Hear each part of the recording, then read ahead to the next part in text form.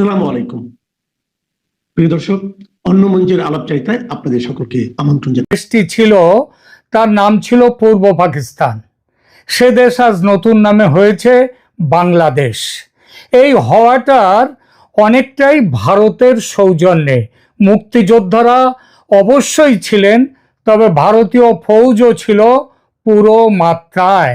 ভারতের এই সহায়তার নানান অপব্যাখ্যা হয়েছে খোদ বাংলাদেশে গত 54 বছর ধরে। গত বছর বাংলাদেশে যে অভ্যুত্থান হয়েছে, তার নায়করা তো স্পষ্ট বলেছেন, ভারত যেদিন বলেছেন এবং এখনো বলেন যে ভারত সেদিন যা করেছিল সেটা পূর্ব পাকিস্তানের তথাকথিত মুক্তিযুদ্ধের সমর্থন নয়, পাকিস্তানকে দুই টুকরো করে হীনবল করে দেওয়ার জন্যই এটা করেছিল ভারত।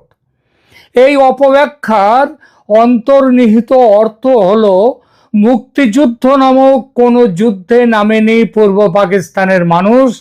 স্বাধীনতার জন্য সংগ্রাম বলে যে প্রচার, সেটা ভারত এবং ভারতের তথাকথিত দালাল আওয়ামী লীগকে ওরা দালাল বলে, ভারতের দালাল। তাই ভারত আর ভারতের দালাল আওয়ামী লীগ এরা মিলেমিশে ওই যে তথাকথিত মুক্তিযুদ্ধ করেছে। এই দলে বিএনপির নাম তারা আপাতত নিচ্ছে না বটে, তবে কাজে কর্মে বুঝিয়ে দিচ্ছে যে বিএনপিকেও তারা শত্রু মনে করে। আপাতত যে মিত্রতার ভান করছে ও দেশের এই শক্তি অপশক্তি, সেটা হচ্ছে কৌশলগত। সময় হলে -1 যেটা রয়েছে -1, ওটা -2 হয়ে যাবে। বর্তমান বাংলাদেশ চলছে জামায়াত ইসলামীর নির্দেশনায়, আর জামায়াতের 71-এর ভূমিকার বহু তথ্যভিত্তিক প্রমাণ বাংলাদেশের শিল্প সাহিত্য ইতিহাস থেকে এখনো মুছে ফেলা যায়নি পুরোপুরি। ক্ষমতায় বসেই ইউনূস সাহেব ঘোষণা করেছিলেন তিনি মুছে দেবেন। রিসেট বাটন প্রেস করে 71 মুছে ফেলা শুরু হয়ে গেছে। 71 মুছে ফেলার লক্ষ্য শুধু যে মুক্তিযুদ্ধকে মুছে ফেলা তা তো নয়, সেই সঙ্গে জামাতের রাজাকার চরিত্র ও তখন যেসব কাজ তারা করেছিল সেই সব কাণ্ড কারখানাকেও মুছে ফেলা। আর সেটা করা গেলে বাংলাদেশ আবার পুরোপুরি পূর্ব পাকিস্তানে ফিরে যাবে। সেই প্রক্রিয়া ইতিমধ্যে যে অনেকটা সফল হয়েছে তার বড় প্রমাণ মিলল পাকিস্তানের এক সেনাকর্তার এক হুমকিতে। পাকিস্তানের ইন্টার সার্ভিসেস পাবলিক রিলেশনস বিভাগের মুখপাত্র এবং তার যে কর্তা লেফটেন্যান্ট জেনারেল আহমেদ শরীফ চৌধুরী গত রোববার এক বিবৃতি জারি করে বলেছেন, এবার ভারতকে তার পূব দিক দিয়ে আক্রমণ করা হবে, আর সে আক্রমণ ছড়িয়ে যাবে ভারতের একেবারে ভেতরে। দ্য ইকোনমিস্ট পত্রিকার সঙ্গে সাক্ষাৎকারে পাকিস্তানের ওই সামরিক কর্তা যে দুটি শব্দবন্ধ ব্যবহার করেছেন তা হলো, Pakistan will strike deeper within India and start from the east. ভারতের ইস্ট বা পূব দিকে আছে কোন দেশ? একটাই দেশ, বাংলাদেশ। অর্থাৎ ভারতের ওপর পাকিস্তানের যে আক্রমণের কথা বলা হচ্ছে সেটা নেমে আসবে বাংলাদেশ থেকে। এটা যে হঠাৎ উঠে আসে কোনো নতুন বাস্তবতা তা নয়। ইউনূসের সরকার আসার পর থেকেই বাংলাদেশের যাত্রা শুরু হয়েছে পূর্ব পাকিস্তানে ফিরে যাওয়ার পথে। হয়তো নাম থাকবে বাংলাদেশ, কিন্তু চরিত্রে হবে পূর্ব পাকিস্তান। আর নাম নয়, চরিত্রই হচ্ছে কোনো ব্যক্তি বা কোনো সত্তার আসল পরিচয়, তাই নয় কি? এই প্রতিবেদনের শিরোনামে তাই আমি বাংলাদেশ কথাটি ব্যবহার না করে করেছি পূর্ব পাকিস্তান, আর সেটা করেছি কিন্তু খুব সচেতনভাবেই। আমার বাংলাদেশের বন্ধু দর্শকদের এটা নিয়ে আপত্তি থাকলে দয়া করে কমেন্টসে লিখে জানান। তবে তার আগে একটি কথা মনে রাখতে বলছি তাদের, যে পাকিস্তান সেনাকর্তার এই মন্তব্যের বিরুদ্ধে বাংলাদেশের অন্তর্বর্তী কোনো সরকার কোনো প্রতিবাদ এখনো পর্যন্ত করেনি এবং আদৌ কখনো করবে বলে মনে হয় না। কেন মনে হয় না?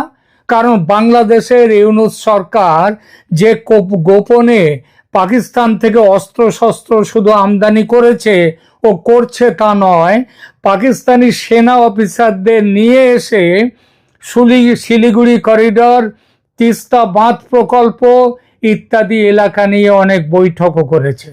আর এই প্ল্যানিং এর মধ্যে চীনকেও যুক্ত করে ভারতের সেভেন সিস্টার্সকে বিচ্ছিন্ন করার ষড়যন্ত্রের কথা স্বয়ং প্রকাশ করেছেন ইউনূসের অন্যতম কাছের লোক প্রাক্তন সেনাকর্তা ফজলুর রহমান, যিনি আবার কোন একটা বিভাগের নাকি কোনো একটা কাজের তিনি নাকি উপদেষ্টা। এছাড়া ওই ফজলুর রহমান ছাড়া মাহফুজ আলমের নতুন বাংলাদেশ মানচিত্রের কথা নিশ্চয়ই আপনারা ভুলে যাননি। এই প্রেক্ষিত মাথায় রাখলে পাকিস্তানি সেনাকর্তার পূর্ব প্রান্ত থেকে ভারতকে আক্রমণ করার হুমকি আদৌ যে কথার কথা নয় এটা ধরে নেওয়া যেতে পারে। কিন্তু মাত্রই কয়েকদিন আগে অপারেশন সিঁদুরে পর্যুদস্ত হওয়ার কয়েকদিনের মধ্যে এত জোর কি করে আসে পাকিস্তানের যে আবার ভারতের বিরুদ্ধে যুদ্ধে নামতে চায়? এর একাধিক কারণ ছাড়া কিছু হয় না। এর কারণ হচ্ছে একাধিক কারণ, যেমন মে মাসের হারের বদলা নেওয়াটা, 2 বাংলাদেশকে যুদ্ধে জড়িয়ে নিজের দেশের নাগরিকদের ক্ষতির হাত থেকে বাঁচানো, মরুক বাংলাদেশিরা, এইটা। আবার যুদ্ধে ব্যস্ত রাখলে ভারতের অর্থনৈতিক উন্নতিকে ব্যাহত করা হবে। এইরকম আরো কিছু কারণ আছে। কারণ না হয় জানা গেল, কিন্তু পাকিস্তান যুদ্ধের জোর পেল কোথায়? উত্তর হলো আমেরিকার কাছে। আমেরিকার জোর পেয়েছে পাকিস্তান অনেকটা হঠাৎই।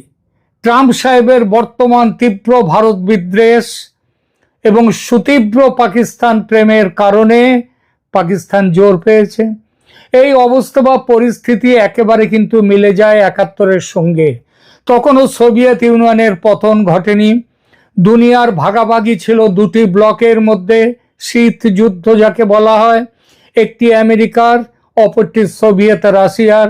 ভারত ছিল সোভিয়েতের ব্লকে আর পাকিস্তান ছিল আমেরিকার ব্লকে। 71-এর মুক্তিযুদ্ধ শুরু হওয়ার 10 মাসের মাথায় পাকিস্তান ভারতের পশ্চিম সীমান্তে বিমান আক্রমণ চালালে ভারত জড়িয়ে পড়ে প্রত্যক্ষ যুদ্ধে।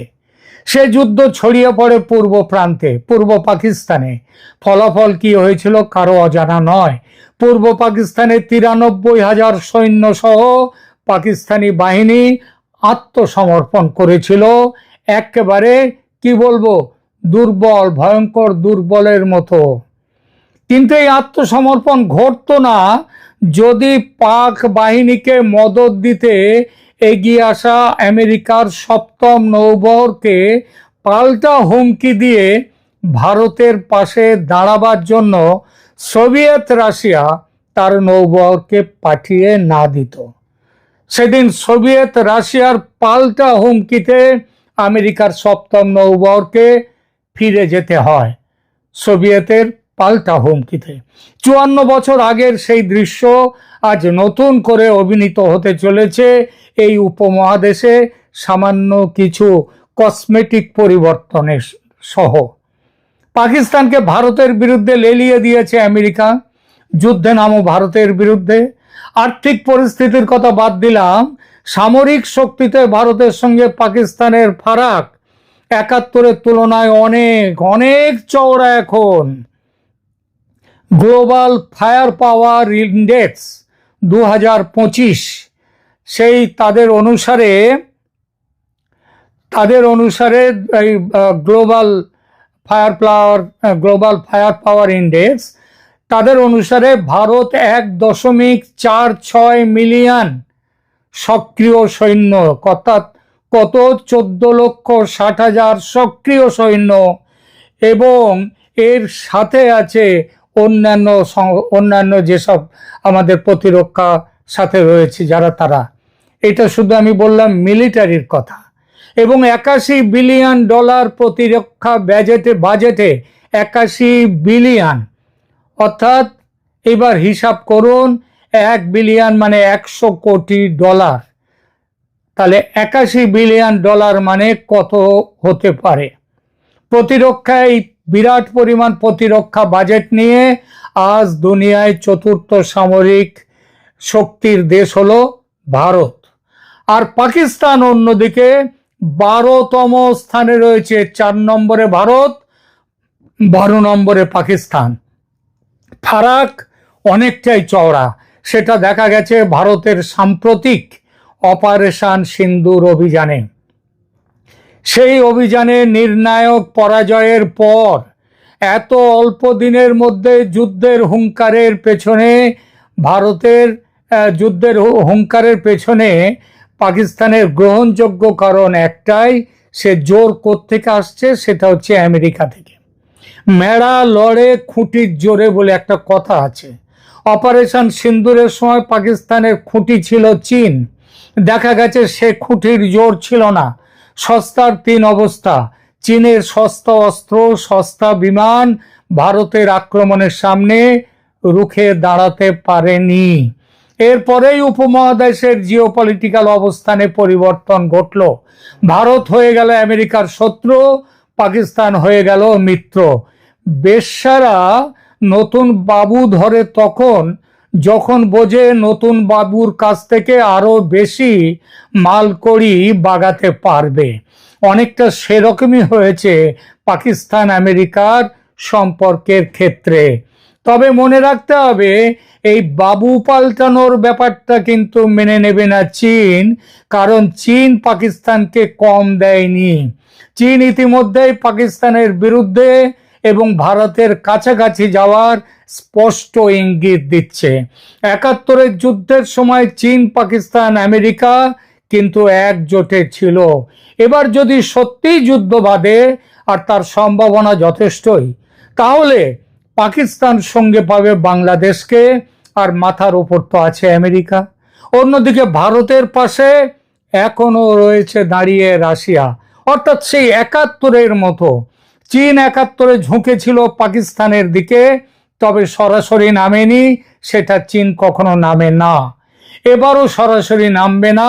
তবে তারা ঝুঁকে থাকবে কিন্তু ভারতের দিকে, কারণ পাকিস্তানের ওই আমেরিকা প্রেম। মনে রাখতে হবে, রাশিয়া, ভারত, চীন এই 3 শক্তি ব্যাপক সমঝোতার মাধ্যমে তৈরি করেছে RIC বা রাশিয়া, ইন্ডিয়া, চায়না ত্রিশক্তি। এছাড়া ব্রিক্স তো আছেই, আমেরিকা যাকে ভয় পাচ্ছে এখন জমের মতো। তবে এ সব কিছুর ওপরে আছে নতুন ভারতের শক্তি ও সামর্থ্য। সুতরাং যুদ্ধ হলে পাকিস্তান আবার হারবে। অপারেশন সিন্দুরে 4 দিনে হার মেনেছিল, এবার হয়তো 1 সপ্তাহ লাগবে। হারবেই পাকিস্তান, কিন্তু মরবে পূর্ব পাকিস্তান, ওরফে আজকের বাংলাদেশ, যাকে কেউ কেউ এখন বলছেন হাফ পাকিস্তান। কারণ পাকিস্তানের প্ল্যান ওই যেটা বলেছেন ওদের ওই সামরিক কর্তা, বাংলাদেশ থেকে যুদ্ধ শুরু করবে এবার তারা। আর সেটা হলে আঘাত যা লাগার, সেটা তো বাংলাদেশের গায়েই লাগবে। ভারতে আজকাল একটা মতবাদ খুব জোর চলছে, কিন্তু একটু বলে দিই। সম্প্রতি বিজেপির একজন সাংসদ ঝাড়খণ্ডের নিশিকান্ত দুবে, তিনি এটা খুব স্পষ্ট করে বলেছেন। সেটা হচ্ছে 1971-এ পাকিস্তানকে দুভাগ করে ভারত খুব একটা লাভ করতে পারেনি, কারণ জন্মের পর থেকেই বাংলাদেশে ভারত বিরোধিতা ক্রমশ শক্তিশালী হয়েছে। শেখ হাসিনার সরকার ভারতের সাথে সম্পর্ক রেখেছেন ঠিকই, কিন্তু বাংলাদেশের জনতার একটা বড় অংশ তারা কিন্তু ভারত বিরোধিতায় তারা ব্যস্ত থেকেছে। সুতরাং ভারতের তখন তিনি বলছেন যে জন্মের পর থেকেই বাংলাদেশে ভারত বিরোধিতার যেভাবে ক্রমশ শক্তিশালী হওয়া, তাতে দেশকে পাকিস্তান যে ভাগ হয়ে গেল, তাতে ভারতের কি লাভ হয়েছে এই বলে তিনি বলছেন ভারতের তখন উচিত ছিল বাংলাদেশকে দুভাগে ভাগ করা, একটা হলো হিন্দু বাংলাদেশ আর একটা মুসলিম বাংলাদেশ। এটা হলে বাংলাদেশের হিন্দু, বৌদ্ধ, খ্রিস্টান ধর্মীয়রা শান্তিতে থাকতে পারত ওই হিন্দু বাংলাদেশে, যেমন শান্তিতে আছে ভারতে। সেবার যেটা করা যায়নি সেটা এবার করতে তো বাধা নেই। অবশ্য আক্রমণের সাহস যদি শেষ পর্যন্ত পায় পাকিস্তান, তাহলেই এই সম্ভাবনার কথা ওঠে। আর পাকিস্তান যদি আক্রমণ না করে, সে সাহস যদি জোটাতে না পারে, যদি বাংলাদেশের জঙ্গিদের দিয়ে ভারতের অভ্যন্তরে সন্ত্রাসী কাণ্ড ঘটাতে শুরু করে, যেটা বলেছে ইনসাইড ইন্ডিয়া, ডিপার ইনসাইড ইন্ডিয়া যদি আক্রমণ করে, তাহলে তো ভারত বলেছে সন্ত্রাসী কর্মকাণ্ড মানে ধরে নেওয়া হবে, যুদ্ধ ঘোষণা। বাংলাদেশ থেকে সন্ত্রাসীরা এসে ভারতে যদি কোনো সন্ত্রাস ঘটায়, তাহলে ভারত নিজেই ঝাঁপিয়ে পড়বে বাংলাদেশের ওপর, পাকিস্তানের ওপরে নির্ভর, পাকিস্তান আক্রমণ করলো কি করলো না সে বিষয়ে নির্ভর করবে না। আর বাংলাদেশের সঙ্গে সে যুদ্ধ বাঁধলে সেটা কয়েক ঘন্টার মধ্যে শেষ হয়ে যাবে।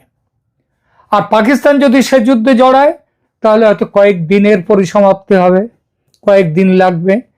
পাকিস্তানের নতুন বাবু আমেরিকা কিচ্ছুটি করতে পারবে না, এটা দেখে নেবেন।